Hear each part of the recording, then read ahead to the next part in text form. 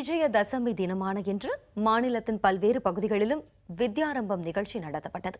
பள்ளியில் சேர்க்கப்படும் முன்பாக குழந்தைகளுக்கு ஏடு துவங்கும் விதமாக கோயில்கள் மற்றும் பள்ளிகளில் இந்த நிகழ்ச்சி நடைபெற்றது.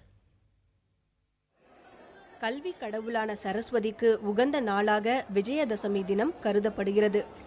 இதனால் குழந்தைகளை பள்ளியில் சேர்க்கவும் அவர்களுக்கு கல்வி கற்பிப்பதற்கான தொடக்க நாளாகவும் இந்த தினம் அமைகிறது. கன்னியாகுமரி மாவட்டம் நாகர்கோவிலில் உள்ள நாகராஜா கோவில், பார்வதிபுரம் வனமாலீஸ்வரர் கோவில், பத்மநாபபுரம் சரஸ்வதி கோவில், மண்டைக்காடு பகவதி அம்மன் கோவில் உள்ளிட்ட இடங்களில் ஏடு தொடங்கும் நிகழ்ச்சி நடைபெற்றது. பச்சரிசியை கொண்ட தட்டில் குழந்தைகளின் கை விரல்களை பிடித்து அகர எழுத்துக்களை பெற்றோர் எழுத வைத்தனர். ஒரு சிலர் தங்கள் குழந்தைகளின் நாக்கில் தங்க எழுத்தாணியை கொண்டு அகர எழுத்துக்களை எழுதினர். கடலூரில் தனியார் பள்ளியில் நடத்தப்பட்ட ஏடு தொடங்கும் நிகழ்ச்சியில் குழந்தைகளுக்கும் ஆசிரியர்களுக்கும் இடையிலான உறவின் முதல் அத்தியாயம் இன்று தொடங்கப்படுவதாகவும் நமது கலாச்சாரப்படி இந்த நிகழ்ச்சி நடைபெற வேண்டும் எனவும் வலியுறுத்தப்பட்டது. இதன் மூலியமா ஆசிரியர் என்பவர் தனக்கு ரொம்ப ரொம்ப முக்கியமானவர், நம்ம குடும்பத்தில் ஒருவர், நம்மில் ஒருவர் என்ற ஒரு உணர்வு அந்த குழந்தைக்கு ஏற்பட்டு அந்த குழந்தை எழுது. அதுவும் நம்ம எதில் எழுதுகிறோம், நம்மளுடைய ட்ரெடிஷன் படி பாருங்கள், நெல்லில் தான் அதை எழுதுவோம்.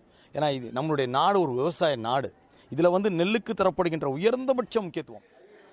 புதுச்சேரியில் உள்ள லக்ஷ்மி ஹயக்ரீவர் கோவிலில் நடைபெற்ற ஏடு தொடங்கும் நிகழ்ச்சியில் பங்கேற்ற குழந்தைகள் நெல் நிறைந்த தட்டில் தங்களது பெயரை எழுதினர். விருதுநகர் மாவட்டம் ராஜபாளையத்தில் உள்ள கோதண்ட ராமசாமி கோயிலில் நடத்தப்பட்ட ஏடு தொடங்கும் நிகழ்ச்சியில் சுமார் 70 குழந்தைகள் பங்கேற்றனர். தஞ்சாவூர் மாவட்டம் கும்பகோணத்தில் கோயில்கள் மற்றும் பள்ளிகளில் குழந்தைகளுக்கு அகர எழுத்துக்களை எழுத கற்றுத்தரும் நிகழ்ச்சி நடைபெற்றது. இசை மற்றும் நடன பள்ளிகளிலும் புதிய மாணவர்கள் சேர்க்கை நடைபெற்றது. தஞ்சாவூரில் சரஸ்வதி பூஜையை முன்னிட்டு பள்ளிகளில் சிறப்பு பூஜைகள் நடத்தப்பட்டு மாணவர்கள் சேர்க்கை துவங்கியது. புதிய தலைமுறைக்காக செய்தியாளர் குழு.